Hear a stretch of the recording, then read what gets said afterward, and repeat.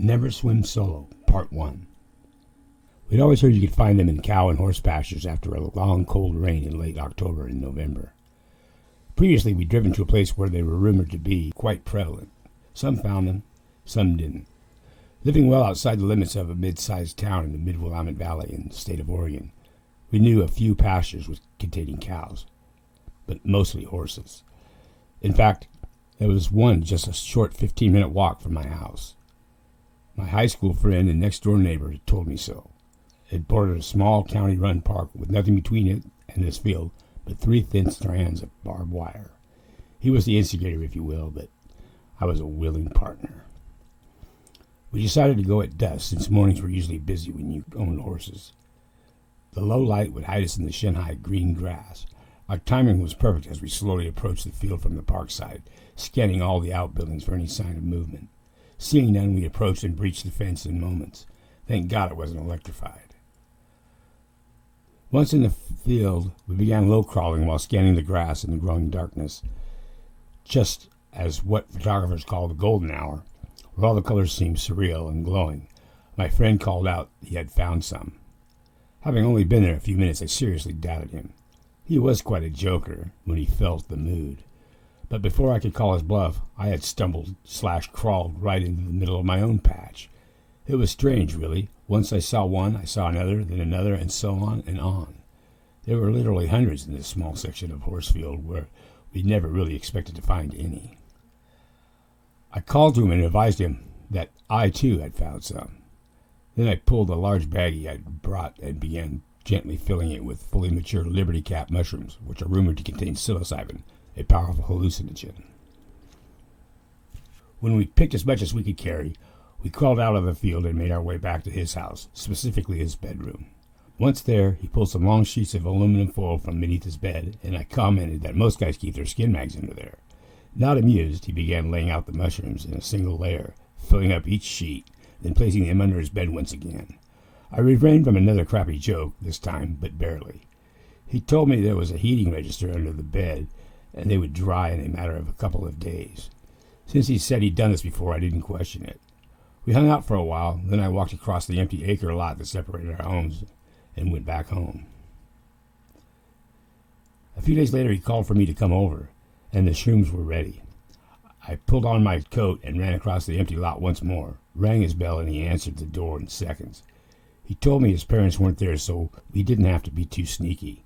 We hiked up the stairs to his bedroom once again, where he pulled the foil from under his bed, while telling me to keep the punchlines to myself, which I did, barely.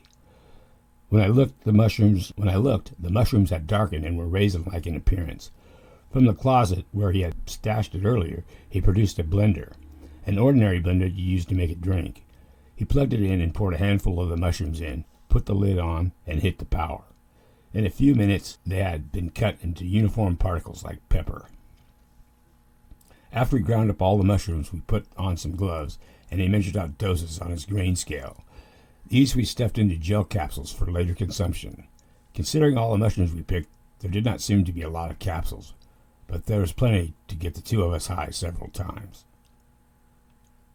Part 2. After we had used the caps we'd made, we went back to the field and found just as many mushrooms as the first time. These, however, were bigger and darker than before, and as before, we dried them. But Blake had run out of capsules, so he just put the powder in a baggie for the coming weekend when my parents would be out of town. After my parents had left, I called Blake and told him to come over at any time. Within minutes, he was ringing my doorbell frantically. I answered, and seeing it was him, I let him in and into the kitchen. After some debate, we decided, since he had no more gel caps, to use canned chili and just stir in the dried mushrooms. We heated 2 bowls of chili in the microwave, and when it was hot, we added the measured doses of dried mushrooms, went to the table, and began to eat the steaming concoction. About 1/3 of the way through my bowl, I started getting that familiar rubbery leg feeling, and thought to myself that it must be my imagination, because it had been less than 5 minutes since we started eating. I really began to feel like this was not my imagination, but reality. I looked at my friend, and what I saw there confirmed he was feeling it too. It was really hitting us this fast. I'd never heard of mushrooms hitting anyone this fast. In a few more minutes, we decided this was real and stopped eating the laced chili and waited to see how high we'd end up getting. If we assumed correctly, and we did, it would be very high. While my parents were gone, I hadn't cleaned up after myself and figured I'd do it while waiting for the mushrooms to take effect. Since it had happened so quickly, I needed to do it right away while I still could. It was not easy to concentrate, but I was managing to make some progress when I heard a crash and a flash of light coming from where Blake was sitting on the end of the couch. He had shoved the table lamp onto the floor when I asked him why. He said he was trying to help, and for unknown reasons he thought that was helping. He was getting very high also, and if this was how he was going to be, I had to send him home earlier than we'd planned. The lamp was fine except for the bulb, but that was just luck. He had to go, and I had told him so. He understood and was fine with it. He got up and left immediately. He later told me he had a bad trip and ended up telling his devoutly Christian parents what he had done. Part 3. Meanwhile, I'd finally gotten the house cleaned up. At least I thought so. It was hard to tell when everything seemed to try and melt whenever I looked at things too long. And that was when things really began to get bad. Awful. The worst. I tried to comfort myself by putting on some music. I had decided to play my newest Pink Floyd album, Animals. To my horror, it seemed this music had gone straight from hell. It seemed so evil, it was really starting to spook me. But when the dogs began to howl, that was it for me. I felt they were after me somehow. I imagined this music had somehow conjured some evil intent on getting my soul. I couldn't shake this feeling. I tried to play something a bit lighter and more mainstream, but all seemed directly linked to Satan somehow. Even the old Beach Boys album seemed tainted. I knew I had to get my mind right or this could get much worse. Frantically, I searched my bedroom for something to distract me.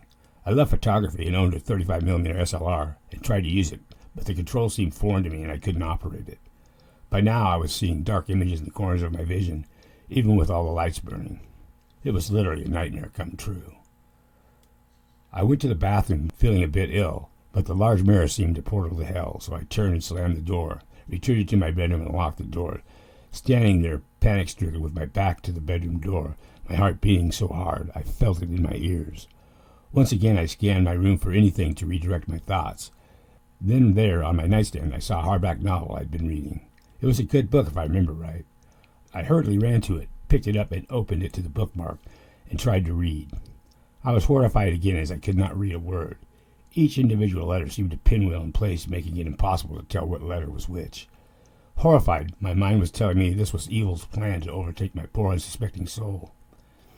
As this thought passed through my brain, my eyes picked up an old forgotten cardboard box sitting innocently there on the upper shelf in my open closet. In it were a couple dozen old comic books and Mad magazines from when I was 8 or 9 years old. I greedily snatched the box from the shelf and dug out an old Beetle Bailey comic book about a soldier who was a lot like a lazy version of Gomer Pyle. I pulled back the cover like a madman possessed, and in a sense I was. It was working. I'd read this rag so many times, along with the large, silly-looking drawings, the old storylines fell right into place. Literally, before I knew it, I went from desperate teenager to laughing at the antics of Beetle Bailey, trying not to laugh too loud. It seemed crazy in an empty house to laugh at a child's magazine. Gone were the shadows and evil. In its place was a feeling of what utopia must feel like. A warm, pleasant feeling thrilled through my very soul. The same soul in mortal danger only moments ago. I learned a lot that night, and how I now owe my life and worship Beetle Bailey for saving me that night. Just kidding. I learned about myself mainly, but in spite of what happened to me, as horrible as it was, I got something wonderful out of it. A new sense of what really matters in the overall scheme of things. How my actions can really affect others, either positively or negatively. I do not recommend doing this type of thing alone, as I was lucky and my instincts saved me, but others may not be so lucky or unable to rationalize even that much. The Animals album gives me trouble to this very day, and I'm an avid Pink Floyd fan. But try to see the beauty around you and create beauty in your own way, either by art or kindness, but always be influencing your surroundings in a positive way. May peace infest your lives.